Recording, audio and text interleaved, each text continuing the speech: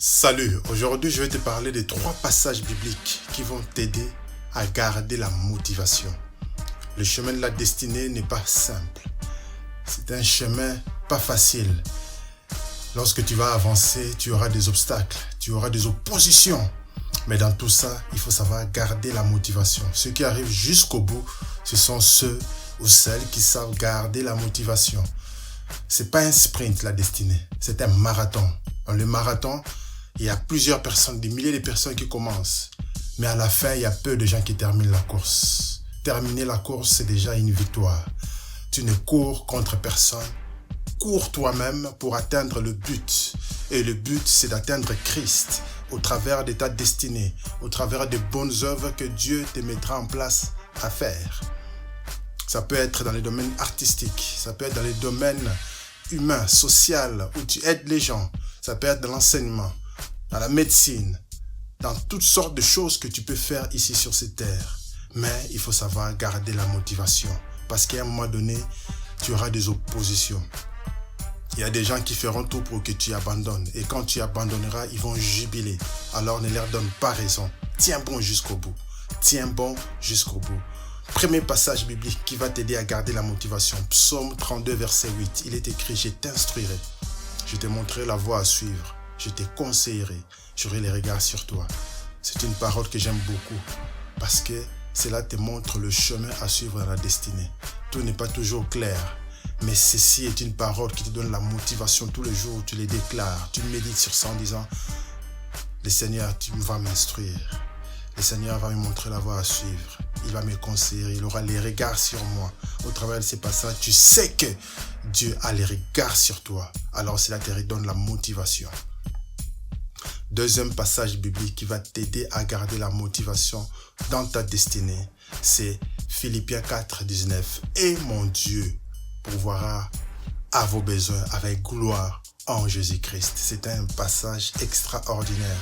Je médite sur ça quotidiennement. Dieu va pourvoir à tes besoins. Les besoins, ce n'est pas que physique. Les besoins, ce n'est pas que financier. C'est vrai. S'il pourvoit mes besoins financiers, c'est super. Mais il pourvoit aussi à tes besoins spirituels. Il pourvoit à tes besoins émotionnels. C'est un passage biblique qui englobe beaucoup de choses. J'aime beaucoup. Parce que Dieu va pourvoir pour tes connexions divines. Dieu va pourvoir pour tes finances. Dieu va pourvoir pour les connexions. Dieu va pourvoir émotionnellement. Lorsque tu es épuisé, il va pourvoir pour la force. Lorsque tu cherches lorsque tu cherches la direction divine, il va pourvoir pour te montrer la voie à suivre.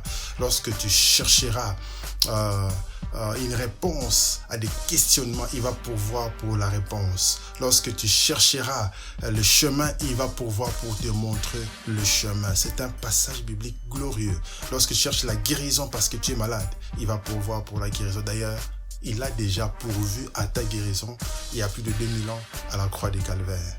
Le troisième passage biblique qui va t'aider à garder la motivation, c'est Psaume 27, verset 1, qui dit « L'Éternel est ma lumière et mon salut, de qui aurais-je crainte? Le Seigneur est mon soutien, de qui aurais-je peur ?»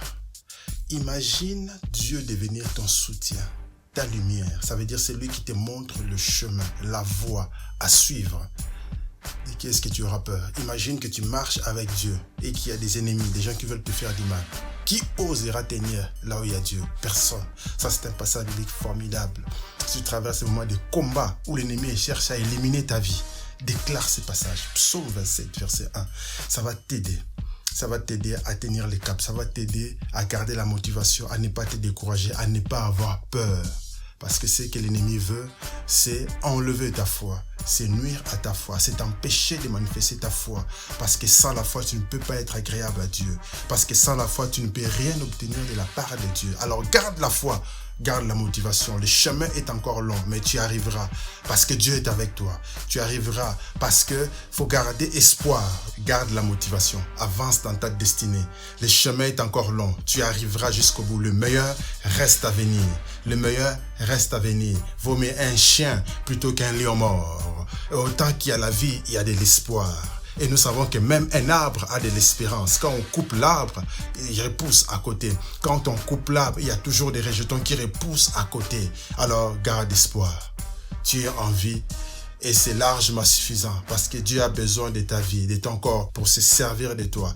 tant que tu as la vie, ce n'est pas encore fini. Tu peux être à terre, un genou à terre ou les deux genoux à terre. Mais relève-toi et avance dans ta destinée. Arrête d'écouter les diables qui te découragent. Arrête d'écouter des voix qui t'amènent la culpabilité. Il est temps que tu te lèves et que tu fasses. C'est pourquoi Dieu t'a destiné sur cette terre. Alors, reste motivé.